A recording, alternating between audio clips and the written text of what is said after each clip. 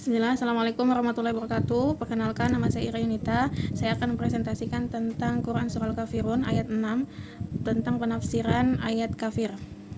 Kafir adalah orang yang ingkar atau orang yang tidak percaya dengan adanya Allah, Rasul Allah, dan kitab-kitabnya Allah. Jadi dia itu tidak percaya dengan adanya Al-Quran gitu ya teman-teman. Dan dia juga tidak percaya dengan agama Islam.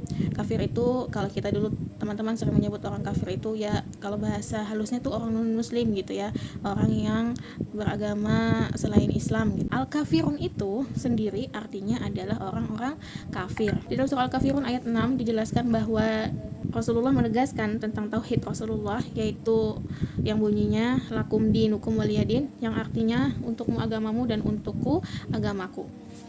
Kebanyakan dari masyarakat yang memahami ayat lakum dinukum waliyadin yang artinya untukmu agamamu itu biasanya mereka menyalahgunakan, mereka menyalahartikan, yang mana mereka istilahnya seperti membuat antara Islam dengan orang-orang kafir itu semakin jauh. Nah, itu juga sebenarnya tidak boleh teman-teman, atau bahkan menyindir kelompok-kelompok tertentu. Nah, kita boleh berteman dengan orang-orang kafir. Kita itu berteman bukan berarti kita itu saling menjatuhkan, saling menzolimi, terus istilahnya kita itu menjauhi mereka karena mereka orang kafir itu tempatnya di neraka dan kita itu orang Islam di surga, yang enggak begitu maksudnya. Jadi ya teman-teman, zaman dulu itu orang-orang kafir Quraisy itu mereka berusaha untuk merayu Nabi agar meninggalkan dakwah agama Islam. Jadi Nabi itu mereka rayu, mereka bujuk, mereka istilahnya dekati terus menerus supaya Nabi itu mau menyembah Tuhan mereka. Jadi ceritanya itu dulu itu ditawarkanlah kepada Nabi tentang mereka yang ingin menyembah Allah, tapi syaratnya Nabi mau menyembah Tuhan mereka juga. Ya Nabi nggak mau dong. Jadi turunlah ayat Al-Kafirun tadi, ayat kafir tadi yang menjelaskan lakum dinukum waliyadin, kata Nabi, yang artinya untukmu agamamu dan untukku agamaku. Jadi Nabi itu ya teman-teman menolak tegas bahwa beliau tidak akan menyembah Tuhannya orang-orang kafir. Jadi orang-orang kafir itu merayu Nabi Muhammad itu hasilnya sia-sia ya teman-teman. Mereka nggak berhasil sama sekali dengan apa yang mereka usahakan. Pemahaman yang keliru terhadap Quran Al-Kafirun ayat 6 ini telah menyebabkan ayat ini sering dijadikan pembenaran untuk mendiskreditkan kelompok lain yang berbeda keyakinan. Pemahaman yang keliru juga muncul karena ayat tersebut sering dibaca secara singkat tanpa melihat makna dan tujuan sebenarnya. Jadi akibatnya perbedaan agama tadi dianggap sebagai alasan untuk bersikap kasar, menutup diri dari berkomunikasi dengan orang-orang kafir, atau menilai orang lain lebih rendah. Bahkan ada yang menggunakan ayat ini untuk membenarkan ucapan yang menyakitkan dan sikap yang tidak adil dalam kehidupan sosial. Banyak faktor ya teman-teman yang menyebabkan kekeliruan pemahaman. Misalnya minimnya informasi, yang cuman baca doang nggak dipahami maknanya, itu juga bisa.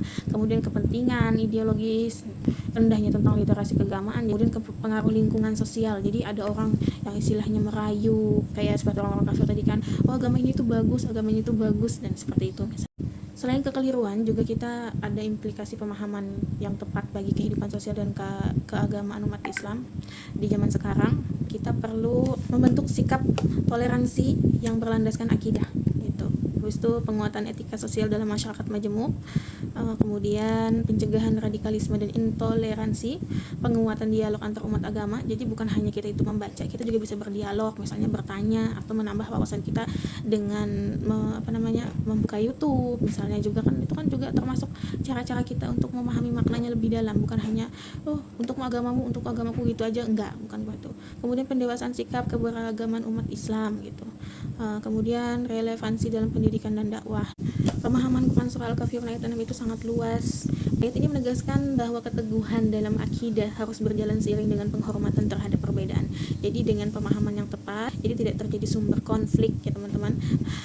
Kita harus mendalami lagi maksudnya apa sih, sebabnya kenapa sih ayat ini turun, ceritanya itu kenapa, seperti itu ya. Jadi ayat surah Al-Kafirun itu bukan ayat yang diturunkan untuk merendahkan atau memusuhi pihak lain, melainkan penegasan bahwa setiap orang memiliki hak atas keyakinannya tanpa adanya paksaan.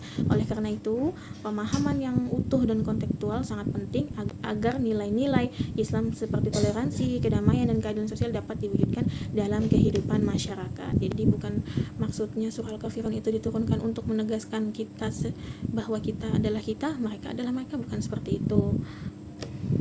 Supaya menjadi dasar untuk kita hidup berdampingan secara damai dan saling menghargai. Nah, jadi asbab nuzulnya di dalam ulumul Quran itu, Quran Surah Al-Kafirun yang diturunkan kepada Nabi Muhammad itu sebagai respon terhadap tawaran kaum Quraisy yang menyuruh untuk menyembah Tuhan mereka selama 1 tahun. Kemudian tahun berikutnya Nabi Muhammad menyembah Tuhannya kaum Quraisy selama 1 tahun berikutnya, seperti itu. Tapi kan Nabi sudah jelas menegaskan bahwa untukmu agamamu dan untukku agamaku. Terima kasih teman-teman, mudah-mudahan apa yang saya sampaikan bisa dimengerti dan bisa bermanfaat untuk kita semua. Kurang dan lebihnya saya mohon maaf. Wassalamualaikum warahmatullahi wabarakatuh.